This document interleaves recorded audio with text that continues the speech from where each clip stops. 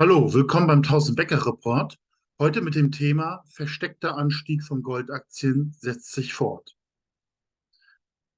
Hier das Bild der Münzen ist einmal das Schweizer Frankenstück ähm, vor der Entnahme von Silber, das war 1967, und das erste Jahr 1968 nach der Entnahme von Silber. Da war es nur noch Nickel und Sie sehen deutlich die Unterschiede. Ich denke, es waren im 5-Franken-Stück waren circa 12 Gramm Silber ungefähr drin, und 1967 aufgrund der gestiegenen Silberpreise wurde es ändern. Nur so viel dazu. Und übrigens, diese Silberknappheit hat schon damals in den 60er Jahren zu einer enormen Silberaktienrallye geführt, wo in der Spitze sogar eine Silberaktie um das Tausendfache gestiegen ist. Aber das ist natürlich voll an den Massen auch vorbeigegangen. Disclaimer: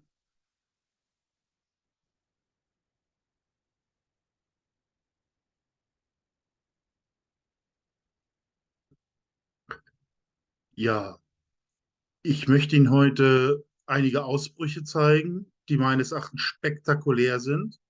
Ähm, Das hier sind Screenshots der Videos von den Aktien, die ungefähr vor einem halben Jahr gemacht habe.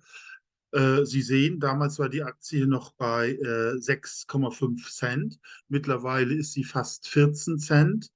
Das Projekt, obwohl es in Peru gibt, obwohl es aktuell Unruhen gibt, Sie haben jetzt auch ein Lithium-Projekt in Brasilien, das ist jetzt noch neu hinzugekommen.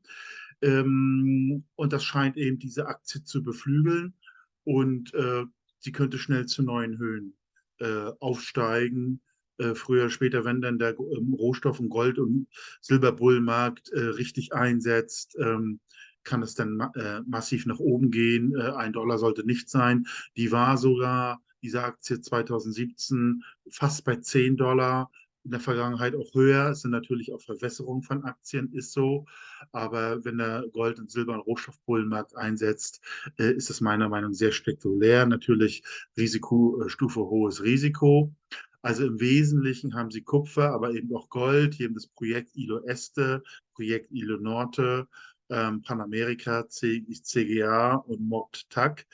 Alles liegt, wie Sie hier sehen, in Süden von Peru. Und sie haben jetzt eben noch ein Lithiumprojekt in Brasilien hinzugenommen. Also meiner Meinung nach sehr interessant. Noch nicht so teuer, aber Sie sehen, wie der versteckte Anstieg stattfindet. Wir haben enormen Pessimismus weiterhin bei Gold und Silber, aber Sie sehen, dass Investoren in diese Art von Aktien reingehen, weil sie mittelfristig doch höhere Gold- und Silberpreise erwarten. Und das ist auch ein Vorindikator, dass Gold und Silber und Kupfer höher steigen wird, früher oder später, meines Erachtens. Ja, hier ein anderes Unternehmen, Silber- und Goldprojekt, Generator Kolumbien, auch im Sommer gedreht. Ähm, Die haben halt damals auch sehr viel Silber entdeckt. Das hat dann schon gerade, Sie sehen das hier unten, auch im Jahr 2020, ist sie von fast 10 Cent auf 80 Cent gestiegen innerhalb weniger Monate. Die Gewinne sind mehr oder weniger abgegeben worden, hat aber auch im September Boden gefunden, hat jetzt nochmal seit der Dezember laufenden Korrektur korrigiert, ist aber jetzt ausgebrochen. Und auch das findet versteckt statt. Und ich denke mal, diese 80 Cent, 1 Dollar sind mit dem nächsten Aufwärtstrend locker zu erreichen. Wir hoffen natürlich, dass es wesentlich höher geht, dass es in den Mehrdollarbereich geht. Das Unternehmen, damals hatte ich einen Potenzialfaktor von 73 errechnet. Anzahl 55 Millionen Unzen, hochgradiges Silber, liegt, wie gesagt, in Kolumbien, meiner Meinung nach sehr interessante Gebiete. Und ich finde eben, dieser Anstieg findet einfach versteckt statt. Der Pessimismus ist groß, es interessiert sich keiner für den Sektor, aber es gibt eben doch gute Aktien, gute Projekte, wo der Anstieg stattfindet. Und Sie müssen einfach sehen, wenn dann die Schübe kommen, dann geht das ganz, ganz schnell, dass wenn diese Art von Aktien bei 1 Dollar ist, und dann ist der ganz große Hebel raus.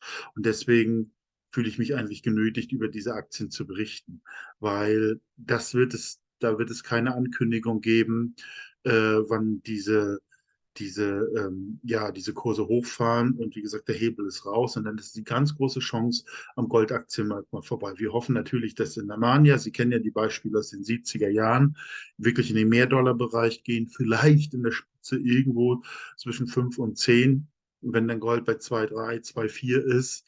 Aber da sind wir momentan noch lange nicht. Wichtig ist, dass man jetzt für irgendwie 10, 20, maximal 30 Cent die noch kauft, gute Projekte, um den maximalen Hebeleffekt zu haben.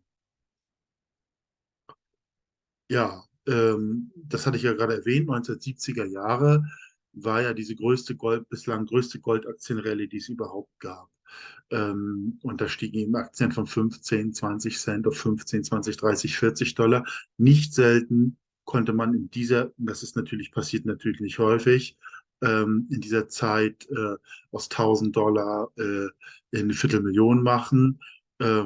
Das gibt es natürlich auch nicht, die richtigen und Silberaktien mit Vorhersage. Man muss es auch da verteilen, beobachten, das Timing misst, stimmen und dann kann man sich möglicherweise diesen Werten annähern. Das ist genau die Philosophie. Deswegen in mehrere Aktien investieren. Man muss sich bewusst sein, jede Aktie kann übernommen werden, auch pleite gehen, solange der Bullenmarkt noch nicht richtig anheizt. Das Risiko ist groß und das kriegt man eigentlich nur mit genauer Beobachtung und dementsprechend Verteilung der Investment gemanagt aus meiner Sicht. Aber wenn dann mal der Goldaktienbullenmarkt losgeht, dann ist das ein schneller Run nach oben. Dann werden aus Penny Stocks Dollaraktien und noch viel mehr. Und dann muss man das abstoßen. Warum soll das so steigen? Sie sehen unten hier nochmal ein langfristiges Goldaktien-Gold-Chart. Da sehen Sie, dass in den 80er Jahren Goldaktien im Verhältnis zu Gold strukturell viel höher bewertet waren. Und dann seit 96 bis im Prinzip jetzt, die letzten Jahre, sind Goldaktien im Verhältnis gegenüber Gold gefallen, was kaum einer erklären kann. Viele erklären das mit dem Aufstieg der beginnenden Goldmanipulation, Eingreifen in die Märkte, die Derivate etc. Aber das, denke ich mal, geht nur zu ein bisschen Punkt. Wir sind am Bogenbereich. Man kann Gold kaum noch daran hindern, bald sich über Gold 2000 zu etablieren. Und das wird meiner Meinung nach eine riesige Investorennachfrage auslösen und viele reiche Leute, Investmentfonds, aber auch alle möglichen Institutionen wollen sich dann natürlich Gold und Silber sichern, was dann aber zunehmend knapp wird, in größeren Mengen zu kommen.